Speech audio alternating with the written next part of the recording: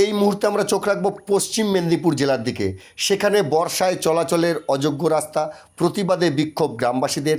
রাস্তা না তৈরি করলে গ্রামে ঢুকতে দেওয়া হবে না, এমনটাই হুঁশিয়ারি দিল ওখানকার মানুষ। কেশপুর ব্লকের আমানপুর গ্রাম পঞ্চায়েতের অন্তর্গত কুরুরিয়া থেকে বসন্তপুর যাওয়ার প্রায় 1 কিলোমিটার রাস্তা দীর্ঘদিন ধরে বেহাল অবস্থায় পড়ে রয়েছে। গাড়ি নিয়ে যাতায়াত তো দূরস্থ, হেঁটেও পারাপার করা যায় না এই রাস্তা পেরোতে গিয়ে বারবার কাদায় পড়তে হয় স্থানীয়দের। বেহাল রাস্তার জন্য উপস্থিতির হার কমেছে শিশু শিক্ষা কেন্দ্র থেকে অঙ্গনওয়াড়ি কেন্দ্রে।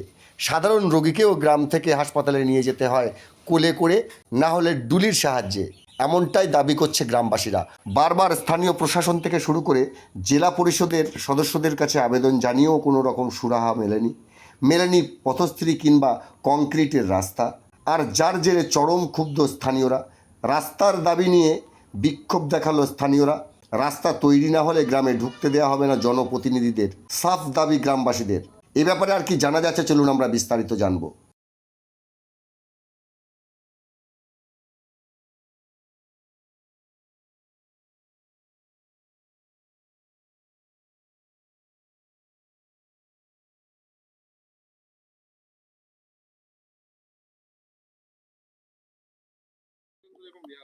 বেহাল অবস্থা 4 বছর আছে। ভোট তো আসছে, কিন্তু সরকার বলছে হবে, নেক্সট দিয়ে যাচ্ছে ডেট, কোনো কাজের কোনো বাহানা নাই। অসুবিধা বলতে রাস্তাতে চলা যাচ্ছে না, বাইক যাচ্ছে না, হেঁটে যাওয়া যাচ্ছে না, মানুষ পড়ে হাত পা ভাঙছে। স্কুলের বাচ্চাগুলো যেতে পারছে না, রাস্তা যাওয়ার আগে তারা এমন ভাবে দেশ তাদের চেঞ্জ হয়ে যাচ্ছে কাদায় পড়ে। মানে এখানে কোনো পেশেন্ট যাচ্ছে, পেশেন্টের জন্য এমার্জেন্সি একটা পেশেন্ট, সে যে যাবে তার জন্য সে যেতে পারছে না। এখানে কোনো গাড়ি ঢুকছে না। এখানে প্রায় আছে 800-900।